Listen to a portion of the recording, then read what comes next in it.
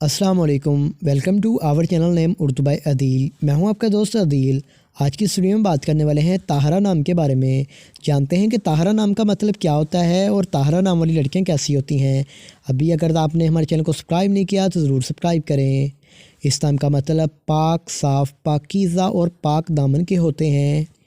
इस नाम के तख्लीक़ ज़बान में बात करें तो ये करबी ज़बान का नाम माना जाता है। जिन्स लड़की होती है। ताहरा नाम का लकी नंबर 4 माना जाता है। ताहरा नाम का मज़ाहिब मुस्लिम होता है। ताहरा नाम की लकी तारीखें 1, 2, 3, 6, 9, 15 और 24 होती हैं। ताहरा नाम का बेहतरीन वक़्त 7 PM से लेकर 9 PM तक होता है।